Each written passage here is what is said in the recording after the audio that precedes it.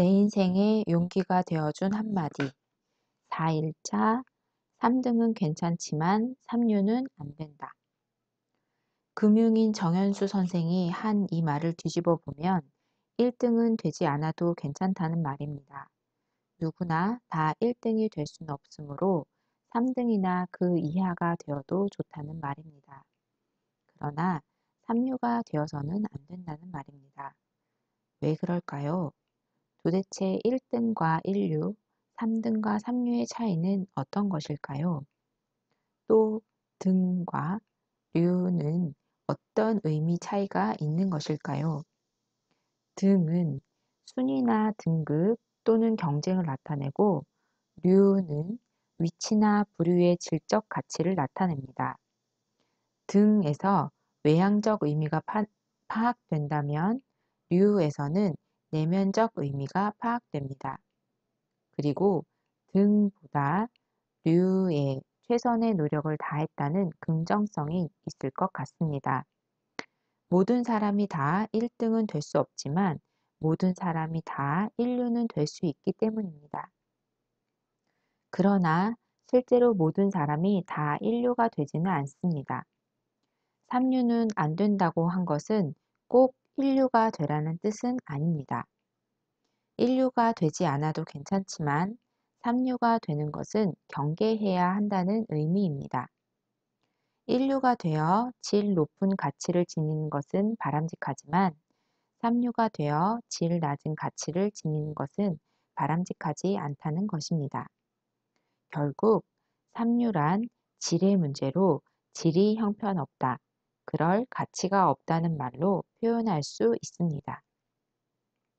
그것이 공산품일 경우 품질의 문제이고 인간일 경우 인격과 인품의 문제이고 국가일 경우 국격의 문제입니다. 인생에서도 등수가 있을 수 있습니다. 어떤 일이나 경기에서 잘하는 사람이 있고 못하는 사람이 있기 때문입니다. 개인이든 기업이든 국가든 모두 다 1등이 될 수는 없기 때문에 등수가 매겨지는 것은 당연합니다. 그렇지만 1등은 1등대로의 가치, 꼴찌는 꼴찌대로의 가치를 지닙니다. 꼴찌라고 해서 무조건 무가치한 존재는 아닙니다. 박완서 선생의 산문집 꼴찌에게 보내는 갈채에 보면 우연히 거리에서 마라톤 경기를 보고 비록 꼴찌지만 열심히 최선을 다해 달리는 선수에게 진심 어린 갈채를 보낸 이야기가 나옵니다. 선생께서는 그 글에서 꼴찌의 가치와 중요성에 대해 이야기합니다. 꼴찌가 있기 때문에 1등이 있다는 것입니다. 그러나 등수가 인생의 가치마저 매길 수는 없습니다. 그것은 단순한 순위일 뿐 가치가 아닙니다. 인위적 순위가 본질적 가치를 결정지을 수는 없습니다. 그러나 인류와 삼류는 다릅니다. 그것은 바로 인간 삶의 질과 가치의 문제입니다. 어떤 경쟁 그룹에서 1등을 하지 못하는 것과 어떤 위치나 부류에서 3류가 된다는 것은 전혀 다른 문제입니다. 순위에 있어서는 3등을 해도 괜찮지만 질과 가치에 있어서는 3류, 즉 3류 인생, 3류 사회, 3류 국가가 되지 말라는 것입니다. 한 번은 밤늦게 KTX를 타고 상경할 때였습니다. 열차가 동대구역에 도착하자 중년 남자 대여섯 명이 왁자지껄 떠들면서 올라와 의자를 돌려놓고 마주 앉더니 안주와 소주를 꺼내 술판을 벌였습니다. 주위 승객들은 아랑곳하지 않고 열차가 서울역에 도착할 때까지 떠들썩하게 벌이는 술판을 보며 저는 그들을 3류라고 생각했습니다.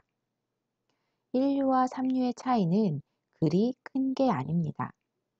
인간으로서의 기본 윤리, 사회 구성원으로서의 규범과 도덕, 국민으로서의 헌법 질서 등을 제대로 지킨다면 1류가 되는 게 아닐까요?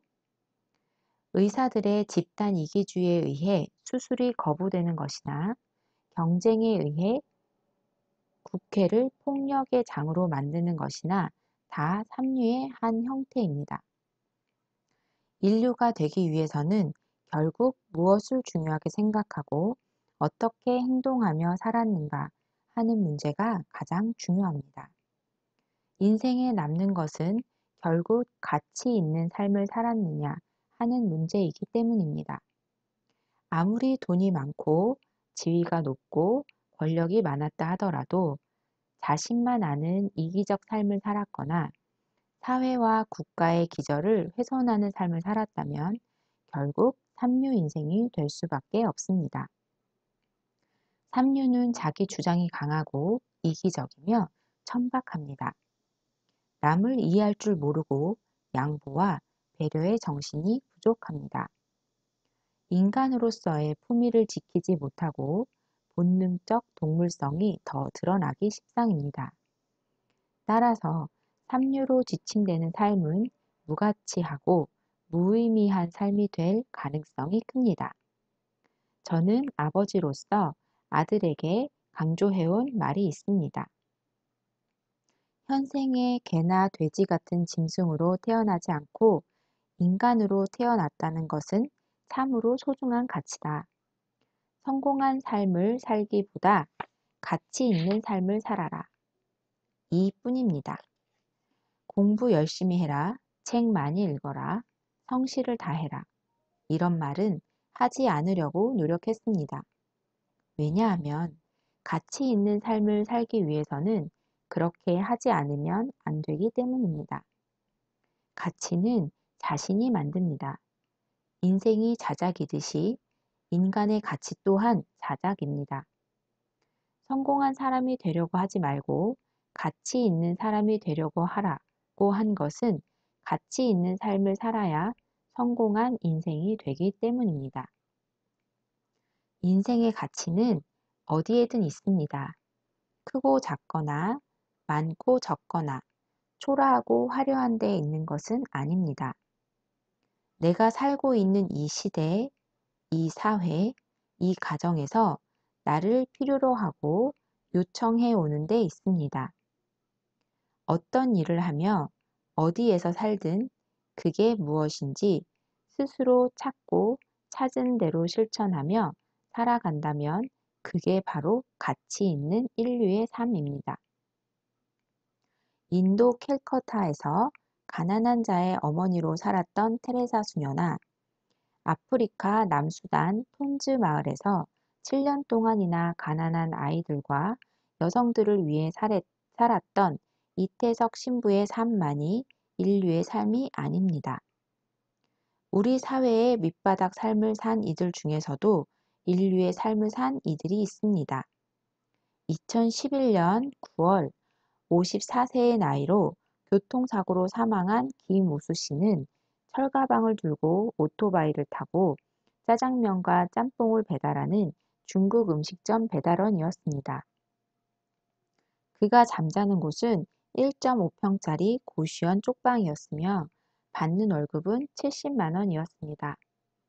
그런데도 그는 6년 동안 많게는 6명, 적게는 1명에 이르기까지 매달 10만 원씩 부모 없는 아이들에게 보냈습니다. 우리 사회에서 중국 음식점 배달원의 삶을 누가 인류의 삶이라고 말합니까? 그러나 철가방 기부천사 김우수 씨의 나눔의 삶은 바로 인류의 삶입니다. 오늘 하루 종일 후원 아동들에게서 온 편지를 읽었지. 읽고 또 읽었어. 그 편지를 읽는 시간이 너무 행복한 거야. 평소 이런 말을 한 김우수 씨는 아마 삶의 보람이라는 선물을 받았을 것입니다. 삶의 보람이란 자기를 필요로 하는 이들에게 자기를 던져 주어지는 신의 선물입니다.